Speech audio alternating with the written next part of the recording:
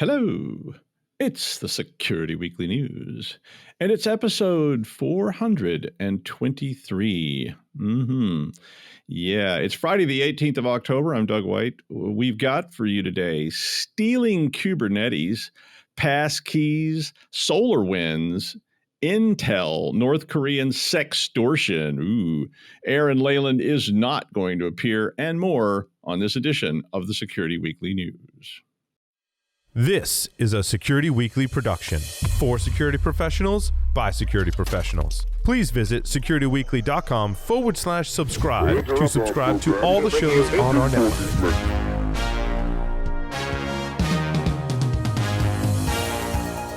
It's the show that keeps you up to date on the latest security news twice a week. Your trusted source for accurate security information and expert analysis. It's time for the Security Weekly News. ThreatLocker implements a least privileged approach to cybersecurity, blocking every executable unless specifically authorized by your team.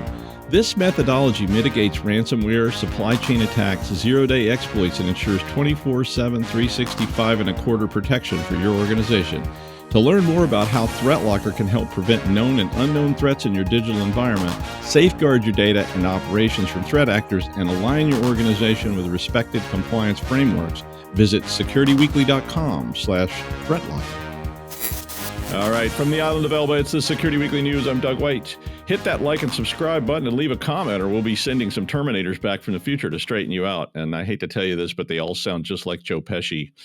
Except one that sounds like Bobcat Goldthwait, but, the rest sound like Joe Pesci.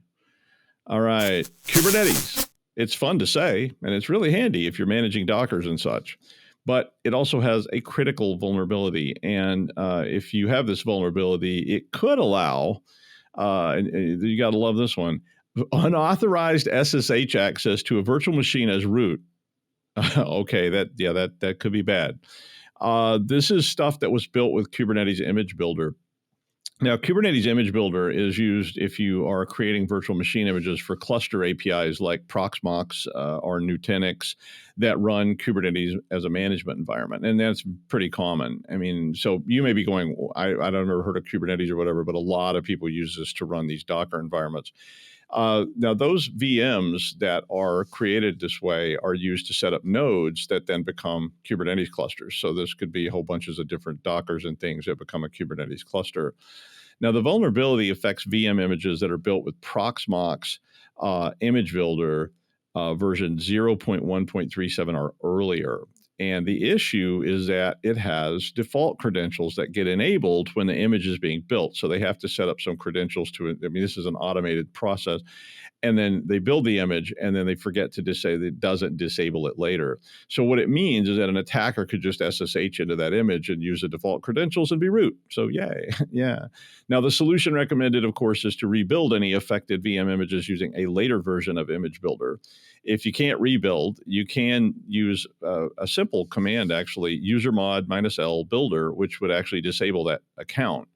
I'm not a fan of that because having those default credentials laying around is just asking for trouble. But if rebuilding can sometimes be tedious.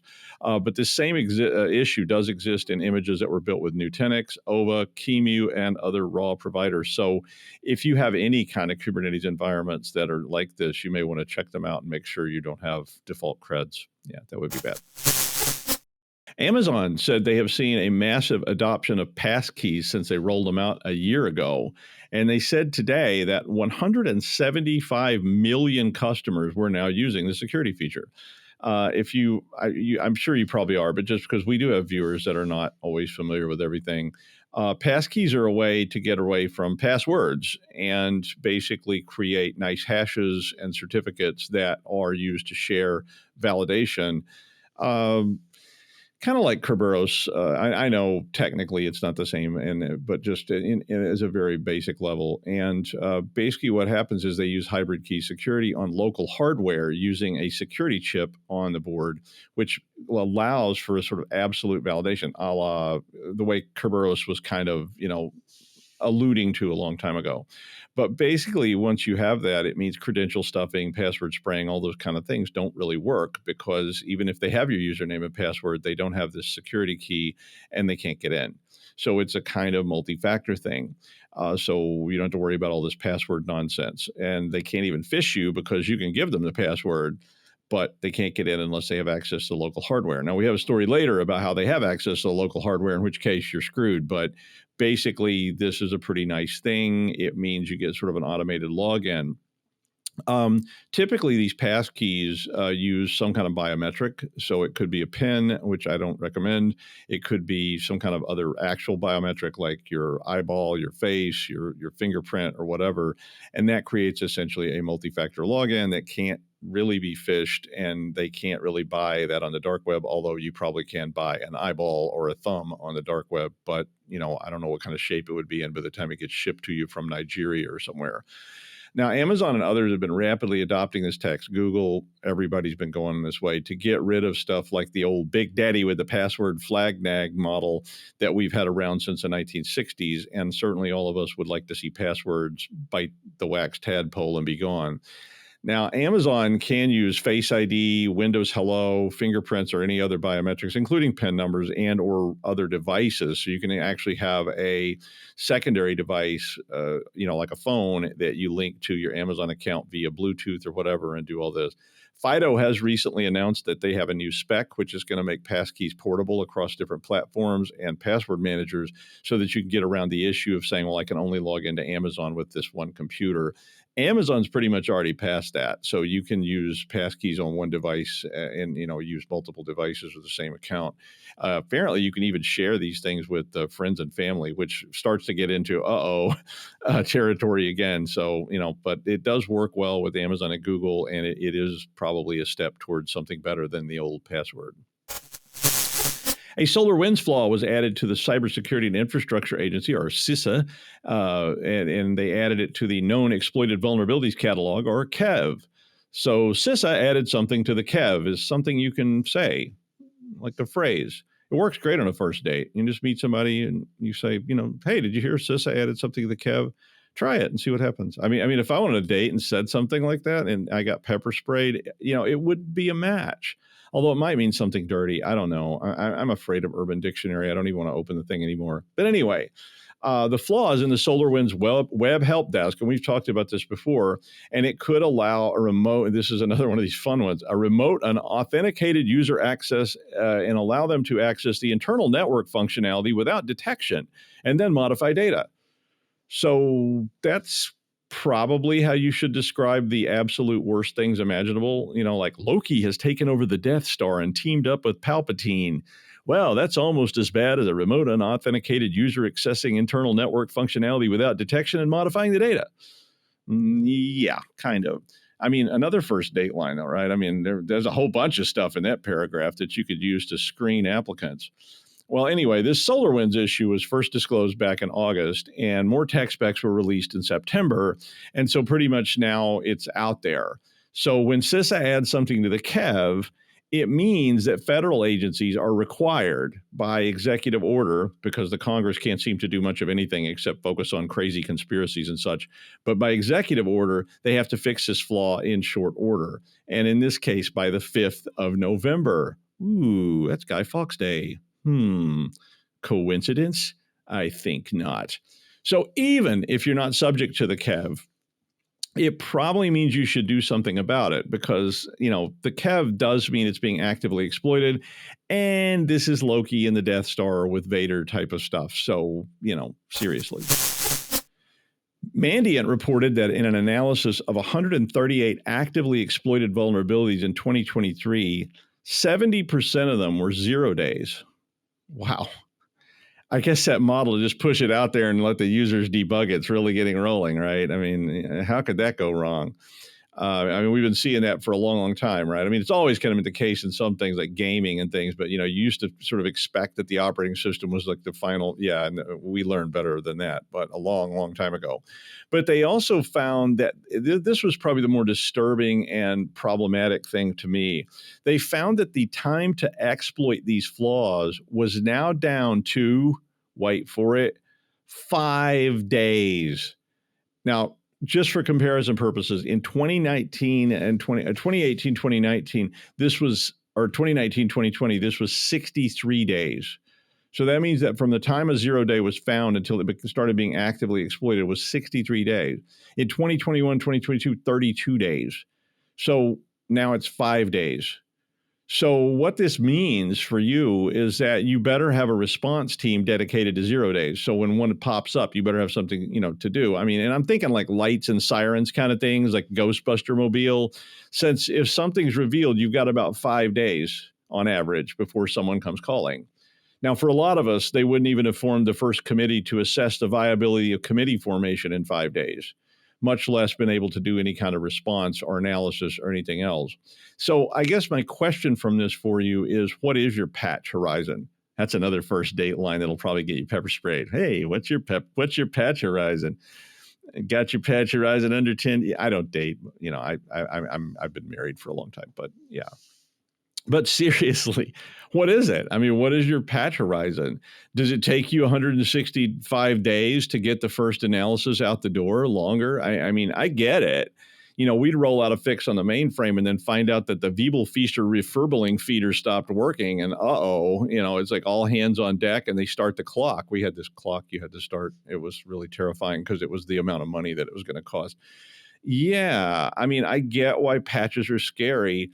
But I do kind of like this, maybe it's called a triage unit or something, where patches, when 0 days come out, you've got sort of a team that is, like super friends assemble, kind of like that, I'm thinking down that road now, and it's kind of like a fire, When they announce that oily rags may burst into flames and you get like a triangle shirtwaist kind of thing. Oh, it's too soon. Yeah, I don't know. But triangle shirtwaist kind of thing happening. So maybe somebody, you have a person that runs out and picks up all the oily rags and gets them off site before they burst into flames. That kind of thing. I mean, I don't know, but at least maybe you need a group, a sort of 911 group that's going to respond to these things, because a lot of people don't have that. I know that sounds very luxurious, but I mean, you almost have to, right? If you got 5 days, so 5 days before some 14-year-old kid in Persephone is in your systems adding fart boy to all your usernames. Yeah, exactly. So think about that. Intel and China haven't been getting along. One is a major world economy and a monopoly, and the other one is China. But China's a major world economy too now. But China had this meeting, and of course, China, like some of our politicians, say a lot of things that aren't necessarily true, because, hey, you can get away with it, right? Especially if you're the Chinese government and you can just say whatever you want, and everybody goes, yes, what the government said. We're getting there. Don't worry, China. We'll be there soon, where we have to follow whatever dear leader tells us to say. But China said that Intel includes secret NSA backdoors in all of its chips. Now, this may be that old thing about always accuse your enemy of doing what you're doing yourself. I mean, I hate to quote Goring. I think Goring said that, or maybe it was Nostradamus. I don't know. But regardless, it works, right? I mean, if I say, you guys suck, you work for the cops, you're narcs, and then you turn around and go, no, you're the narc, man. I mean, and I can go, is that the best you can do? Really? You couldn't even come up with your own burn, your own sick burn, please, really? Anyway, the Cybersecurity Association of China made this allegation last week at a conference in China, and they said, quote, in almost all of its CPUs since 2008, they have been doing this. They went on and said, they also said that Intel's products often have exploitable vulnerabilities, well, that's kind of true, and have high failure rates. I don't know about that one. I mean, there have been vulnerabilities that were exploitable in Intel products. I have not experienced high failure rates with Intel products, but, okay. They then called for a full review of Intel in China to protect national security and protect consumer rights. Consumers have rights. And notice I didn't say Chinese consumers there. I mean all consumers. Anyway, Intel was not amused. They jumped on WeChat, which is a Chinese social networking site, and there's no way that WeChat has built-in backdoors for the Chinese government. No way. And they said, quote, this is what they said. Listen to this. Intel strictly abides by the laws and regulations applicable to its business locations. Yeah, no way that was written by corporate legal. And then they went on and said, quote, Intel always puts product safety and quality first and has been actively working with customers in the industry to ensure product safety and quality. We will maintain communication with relative departments to clarify relevant questions and demonstrate our firm commitment to product safety and quality. Now, first of all, did you really say anything there? And you definitely didn't say we don't include NSA backdoors in our CPUs. I mean, I don't want to start conspiracy craziness, but it was pretty interesting that they didn't, deny that they're doing that. They just basically said, yeah, if there's a law against it, we don't do it. Okay. Like, you don't embed NSA backdoors in my CPUs, right? Right? I mean, are you still on the line, Bueller? Bueller? Is anyone out there? I mean, hey, somebody upstairs is breaking the door down in my house, and I think I see a B-2 bomber overhead. Interesting story. Yeah, if I'm not here in a few minutes, you'll know why. All right. Well, we talked about this before, right? You hire a remote IT worker that's going to solve all your problems in the help desk, and it turns out it's a North Korean operative. I mean, it's like, it's Thursday. It happened again. Third time this week. I advertise a job for teaching Cisco networking for minimum wages, and another North Korean worker shows up. Yep. Well, what they, of course, actually do is you hire them. They may have had a very elaborate fake out going on so that they seem to be a legitimate worker. And you give them access to the network, and they immediately start exfiltrating anything they can get their hands on. And then, pretty soon they get fired for poor performance because they don't actually answer any help desk calls.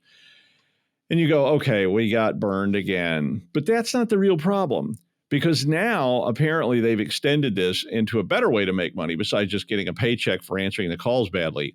They actually start trying to actively, extort you. So SecureWorks said that this pattern was found in numerous investigations, and that the tactics are being attributed to a group called Nickel Tapestry, which is a North Korean gang, and they are well known for using the old fake IT worker scheme to bankroll Kim Jong-un's latest exploits, like when he needs a new fur coat or a new armored train or something, or say a nuclear weapon. Now, once, and you start going, why do you need to build them? You're pretty much working with the Russians, and don't they have some? Yeah, okay, let's not go there. But anyway, one such incident had this new hire was exfiltrating data using their corporate virtual PC to a personal Google Drive. That shouldn't be possible, but it was.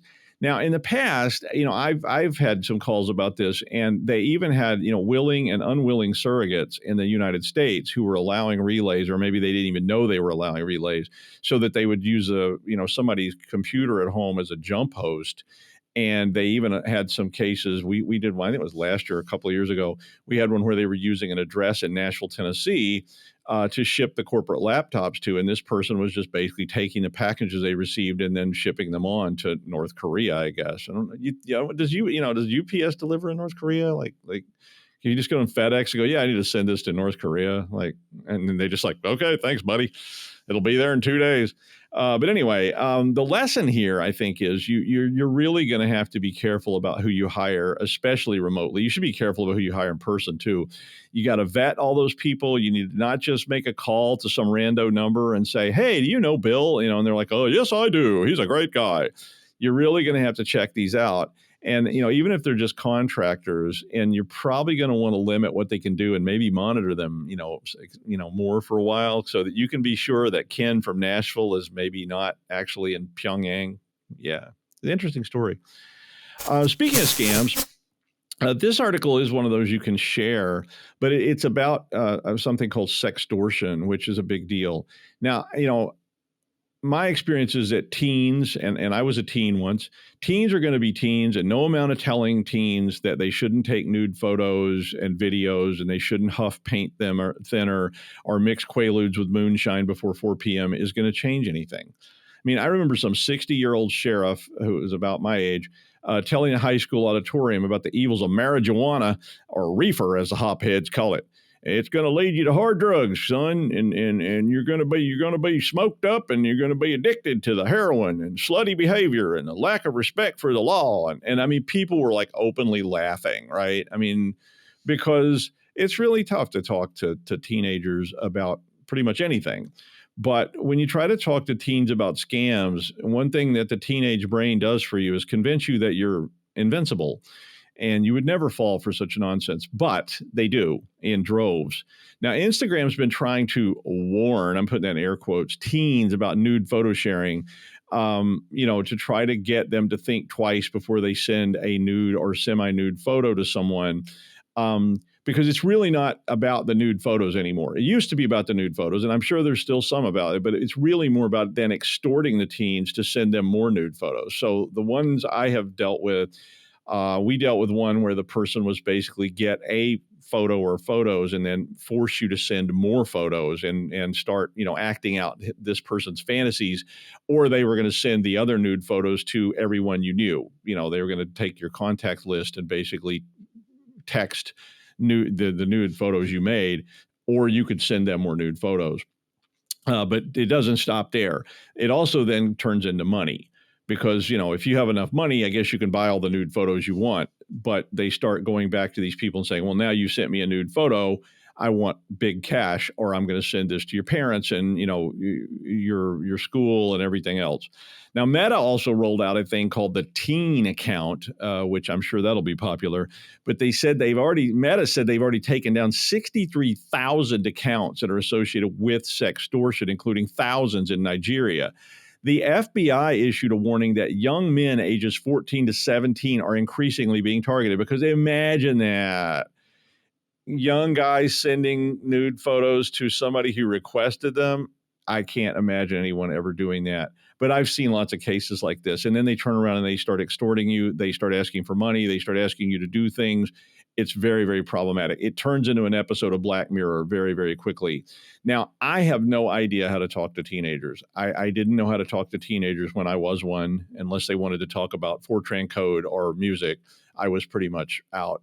But look, this can end up very badly for teens and adults. There's been suicides. There's been all kinds of chaos, and it can really be like a life-ruining experience forever. So, I've seen it done to everybody of every age and every gender, so be careful out there. And, remember, if you post it, it's going to be there forever, and you're never going to get rid of it. I've had several consults on this with people saying, all I want is these pictures gone, and us saying, good luck with that. Because we'll take them down. We get a court order, they take them down, and 2 hours later, somebody puts them right back up again. So, you're going to have to live with it. Well, I was going to introduce Aaron, but he's apparently sitting on the tarmac somewhere, or possibly lost in the Irish Sea, and that's not a euphemism. The Irish Sea is a real thing, and he might actually be in it. And it's not a euphemism. Don't search for that on Urban Dictionary. Well, or do, I don't care. But his story's pretty good. So he basically had a story about these guys in Danbury, Connecticut. So these people in Danbury, Connecticut, a couple in their 50s who are unnamed, pull up in a Lamborghini Urus with temporary tags and got rear-ended by a Honda Civic. Don't you hate it when that happens? You get a brand new Lamborghini, costs $250,000, and a Honda, a 1986 Honda Civic rear-ends you. But that wasn't why they got rear-ended. So the Honda Civic rear-ends them, and then a van, which was behind the Civic, pulls up. It's like straight out of a Quentin Tarantino movie or something. 3 people jump out of the van, proceed to assault the couple with a baseball bat, and then grab them and toss them into the back of the van. It is Danbury, so nothing to see here. But they duct tape them up, put them in the van.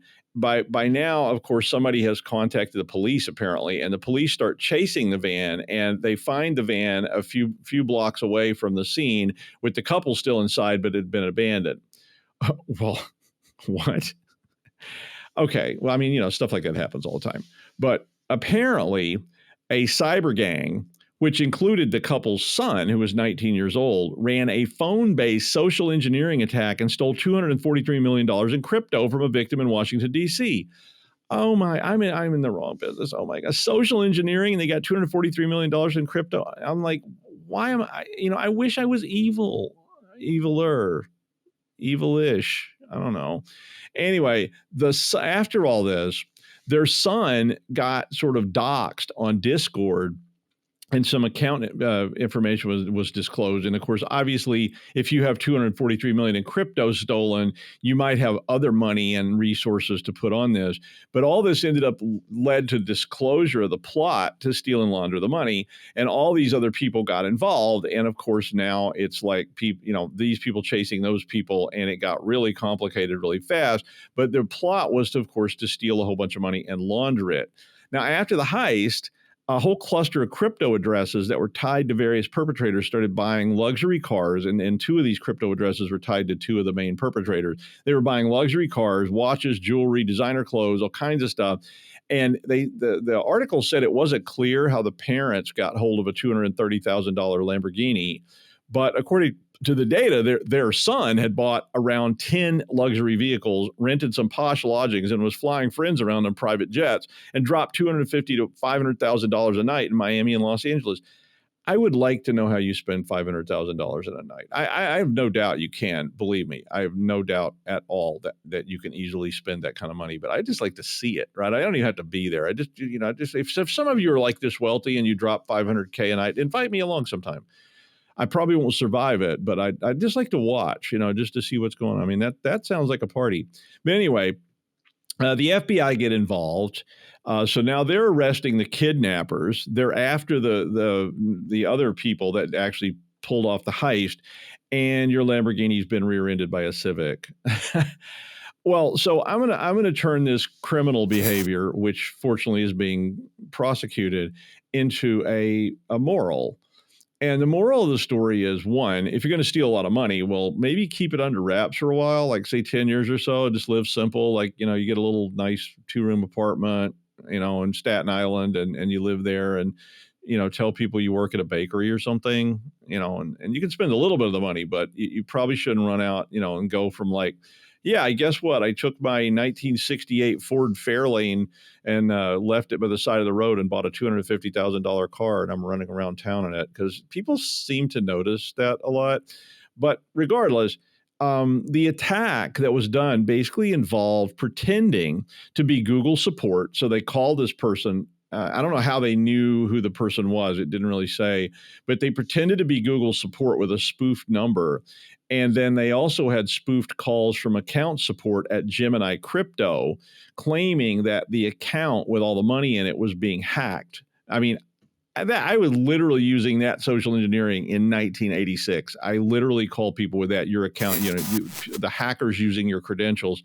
And it worked then, and it works now. But they got the person to not only reset their multi-factor authentication and send funds to a compromised wallet, they actually got the victim, and this is all the moral of the story, they got the victim to use AnyDesk to share the machine, which let them get all the private keys and tokens off the machine and do whatever they want. I mean, I think one of the things that you need to be sure you're telling your people, and I'm not encouraging criminal behavior, but you need to make sure your people understand that if you let people have AnyDesk or LogMeIn or any of these things, and those are great tools. Don't get me wrong. I'm not criticizing the tools, and the tools are not, this is that thing about a hammer is great for driving nails, but you can also use it to knock somebody's brains in. AnyDesk and LogMeIn are great tools. I used to use LogMeIn all the time to manage my dad's computer when he got older, and he would get these kind of scams, and he would call and say, I don't know what's happening. And I'd use LogMeIn, and I go, yeah, it's a scam, Dad. Just ignore it. It's fine. But you may want to be sure that people understand that when somebody calls you and asks to install anything or ask you to click on something, it could be bad. And if you got $243 million in a crypto wallet, and you're letting somebody, wow. If you got $243 million in a crypto wallet, call me. I'll give you a good rate to come by and help you with this. Okay. Good rate. You don't even need to buy me a Lamborghini. I don't even want a Lamborghini. I couldn't afford to keep the thing up. But anyway, don't share your crypto anything. That stuff needs to be locked down tight. But, be careful. You don't lock it down so tight you can't get back into it, because we've had those calls too. So no matter how much they bag, or even better, set up a VM and let them put their little tool on there and fill it with fun malware goodies. That might be fun. Not that I would ever do that, because that would be illegal. Yeah, you don't want to end up in jail for doing something like that either, right? Because that can be considered an illegal act, but it sure would be fun. little crypto wallet.exe. It could be amusing. Yeah. But whatever. I get one of them wanted to call me once. He was like, "I'm going to call you back on another number or something." Oh, it was an email. He was going to call me, and I gave him the number of the FBI and yeah, that kind of fun stuff. Then he emailed me again, and he was like, "You are a bastard," and I was like, "Yep, I sure am." All right. Well, I hope you're having fun, Aaron, and I'm sure you'll watch this. So enjoy. Try and I won't even say don't do anything I wouldn't do, because then you wouldn't have any fun at all. But don't do anything you wouldn't do. Yeah, that kind of thing. All right. And finally, somewhere here, and I actually, in between, when I was reading this, I read these things off when I do them, and then I get a script. In between that and now, I actually, if you can see this, I actually found it. I have a pencil that is stamped with property. It's actually been used, so you can't see the property of. So I don't know how that would hold up in court or not. I'm like, I found it like this. It didn't say property of it. It says Commonwealth of Kentucky. This pencil literally is probably older than you. I mean, when I worked in the state of Kentucky, it was a long, long time ago. So that pencil is really, really elderly. But anyway, yeah, this is why I can't go to Kentucky anymore. Well, Meta fired 24 or so staff in Los Angeles for using a $25 meal credit to buy things like acne pads, wine glasses, and laundry detergent. Misuse of funds. They didn't fire everybody. Some people, they said, you were bad, but some people, I guess, were really bad. Wait, they get a meal voucher? I mean, so according to this, staff at Meta are given a daily allowance of $20 for breakfast, $25 for lunch, and $25 for dinner. Damn. I put in a request to this university I used to work for to cover my meals in New York City while I was there at a conference, and I was told they allowed up to $25 a day for New York, $17 everywhere else. And I was like, I don't think that's actually going to cover the tip. But anyway, they give these guys meal vouchers every day? Wow. Now, one of the people who got fired indicated that their salary was $400,000, 400. And they said that they worked nights and weekends, but they said they were unexpectedly fired after admitting to misuse of funds. So just so I'm clear, $400,000 and you're snarking meal bucks to buy acne pads? Really? I mean, not a lot of sympathy, pal. I'm sorry. I mean, I had to read that twice, because at first they thought it said 40,000. I was like, well, yeah, they better be giving you meal plans, because you probably can't afford to buy hot Cheetos down at the bodega. I mean, that sounds more like the jobs I had, and have, where, they prosecute you for taking home this pencil, and you got 7 years in maximum security prison in Kentucky because, and the state actually spent money to have their pencils stamped with property of the Commonwealth. Even when the property part gets immediately sharpened away, like that sounds pretty weird. But I mean, even when I made $40,000, I could afford to buy my own laundry detergent. And I think at $400,000, I could probably afford to buy somebody or hire somebody to actually do my laundry for me. But hey, it's nice work if you can get it. I'm not going to criticize anybody for what they make, because hey, if somebody would pay me $400,000, and give me a $25 breakfast meal card, I'd take it too. Anyway, that is the news. Have fun, Aaron. We'll see you next time on the Security Weekly News.